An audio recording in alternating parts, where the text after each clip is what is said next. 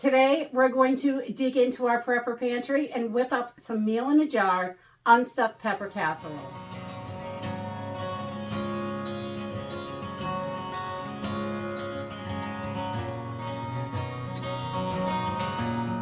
People have lots of freeze-dried food put away in their long-term food storage, their prepper pantries. They just keep buying it, but many people don't know what to do with it.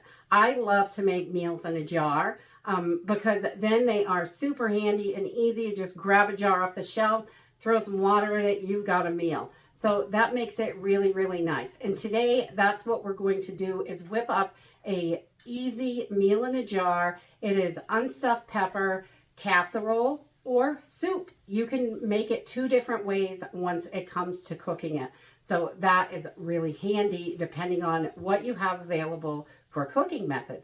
You may have an oven today and want to do a casserole, but next month you may not have electricity and you may want to do it with, make just a soup with some water and over a campfire or whatever you have for cooking. So this is really simple and easy to put together. I'm going to use some beef broth, some ground beef, which I'm going to use Thrive Life because that's the kind I like, but this will work with any kind of freeze-dried food that you have. So whatever you have, use that. Also great with dehydrated stuff as well. And then I'm going to use some chopped onions, like the little minced onions, some bell peppers, tomato powder, and some brown rice, or you could use white rice. And this is instant rice, so whatever instant rice you have will definitely work for this. Just a little bit of seasoning with that, some garlic, and salt and pepper to taste. So let's go ahead and get started. So this is really super simple and easy. I'm going to make 4 jars today because I like to make a bunch of them at a time. So I'm going to start with my beef bouillon, and I'm just going to use this Watkins one. This is the kind that we like and we use. And I'm going to do about 1.5 of these big tablespoonfuls. It doesn't have to be exact, but we're going to put that in each jar. About 1.5. And it just gives it a really nice flavor. This can also be used for gravy, and it makes beautiful gravy. But, you know, whatever kind of beef bouillon you have will work for this. And there we have that. And then we're going to add 1 cup of ground meat. If you wanted to make this vegetarian, you could go with a vegetable bouillon and use beans for your protein instead of ground beef. But I like a little meat in there. So we're going to add about 1 cup of ground beef to this. Nice level cup.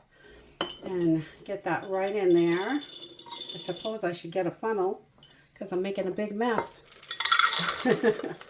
You know me, messy in the kitchen. But anytime you're using freeze-dried ground beef, you definitely want to make sure this is cooking for a good amount of time. These little pellets are hard to refresh sometimes. They can't really just sit in warm water. You got to boil it. So this is great in the soup though. Once you boil it for about 10 minutes, it is nice and good, the ground beef. It's not bad at all. And then I'm going to add a heaping tablespoon of these chopped onions. I love these, so I like a good amount. I'm going to load it right up.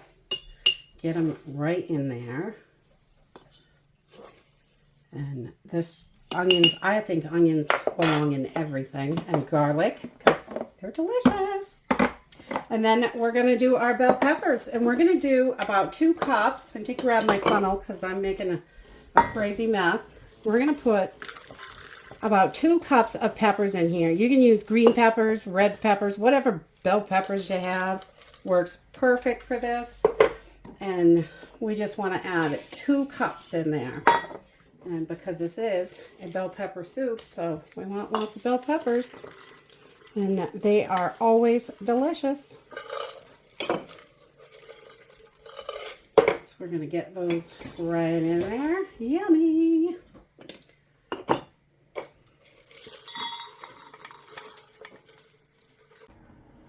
So once we have all our bell peppers in it, then I'm going to use some tomato powder.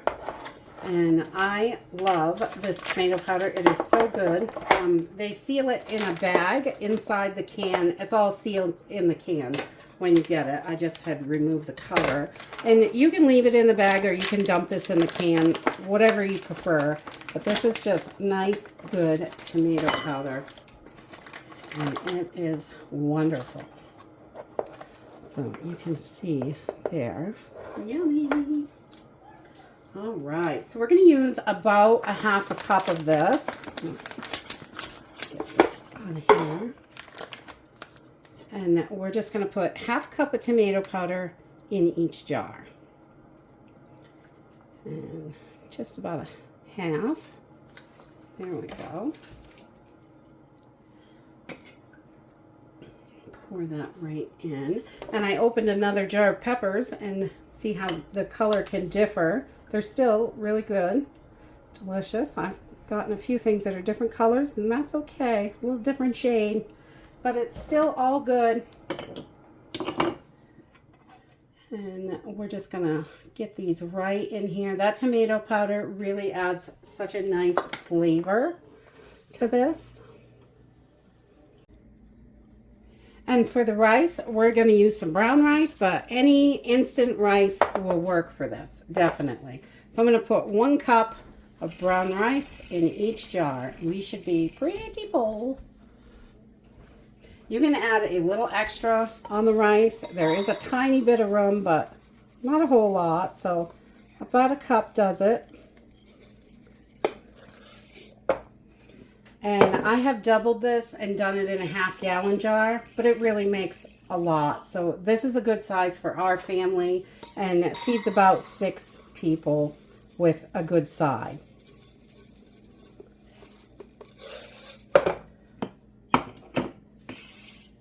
And if this is just the only thing you're eating for a meal, then it would feed about 4 people.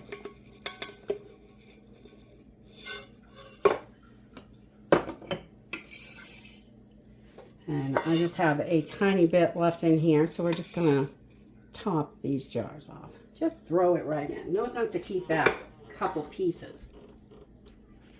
All right, and then we're just going to add our spices. So I like to put in, I don't know, a good healthy teaspoon of garlic, because onions, garlic, pepper, yeah, they have to be together. And we just put that right in there on the top.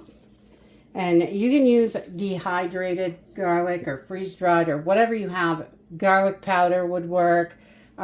Just a good teaspoon. You want to give it some flavor. You can add a little bit more if you like it. And then we're going to add a little bit of pepper, just to taste as much as you would normally do for a 4-person meal.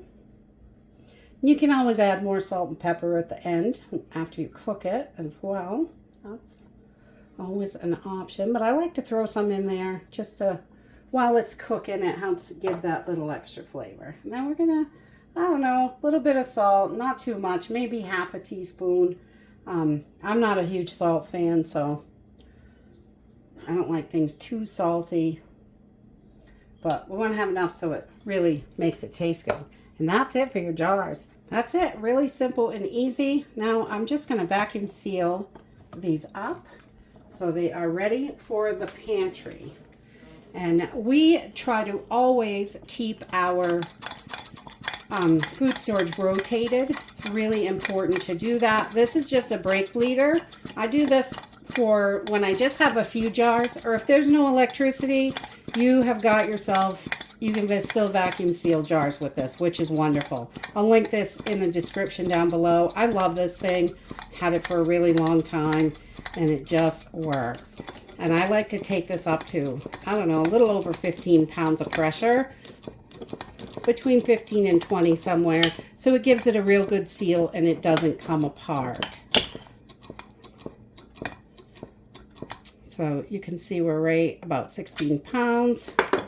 And then this should be all sealed. And just, I like to grab it by the lid. You can grab that little lip and make sure that it's nice and sealed and it's not going to come apart. Some people add rings for storage. I don't. Your choice, however you like to do it. But that's it. It's ready to go, ready to make a meal. You can cook this as a soup. When just add 6 cups of water to this and boil it on the stove. Or I'm going to show you how to make it into a casserole. So I love using my cast iron skillet for anything in the oven, really. This is a 10-inch skillet, and it works perfect for this dish.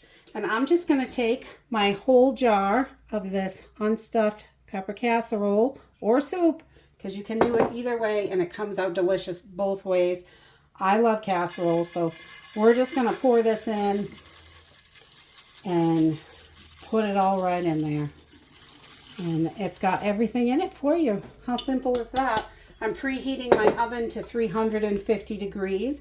And I'm going to add about 3 cups, 3 1/4 cups, just about, of just some filtered water. I'm going to add that right in there. So this is going to rehydrate while it's in the oven, which makes it super simple and easy. I'm just going to take some foil and cover this over. So once we have this all covered, I'm going to pop this in a 350 degree oven. It's all preheated, and we're going to let it cook for about 20 minutes, and then we're going to give it a stir. So I'll bring you back. While our casserole is in the oven, I'm going to, once I get it in there, I'm going to take some of the freeze-dried cheese cheddar. I like cheddar. You can use any kind of cheese you like for this. And I've got about 3/4 of a cup here. I usually use a cup, or you can use fresh cheese if you have that on hand as well. But I'm going to use this because I want to use it up. And I'm just going to cover this cheese with water just to rehydrate it. We're going to let it sit. Oh, and just until it's time to stir the casserole and take that cover off. Okay, so after 20 minutes in the oven, I just pulled this out, and I am going to remove the cover, and we're going to give this a little stir. It's still pretty liquidy, but that's okay. We're going to cook this about 20 more minutes in there. We just want to give it a little stir, make sure everything is getting good and hydrated. And we're going to add that cheese that we rehydrated to the top of this. And we're going to cook it uncovered for about 20 more minutes. And this cheese melts up so nice. We just want to make sure all the liquid is absorbed into the rice and meat and everything. And this cheese will be nice and golden brown on the top and delicious. So we're going to put this back in the oven uncovered for about 20 more minutes. So after about 20 more minutes, that's it. It's done. I just take a little spoon and just push it away from the side to make sure all of that liquid is absorbed in there. I'm going to let this sit for about 5 minutes while I get the plates together, and we'll test it out. There you have it. Simple, easy. This also makes a wonderful soup. I just do 6 cups of water, double the water for soup, and you just boil it about 10-15 minutes so that ground beef really can get rehydrated, because that takes the longest out of all of the stuff. And this is super simple, easy, and delicious. So let's give it a try.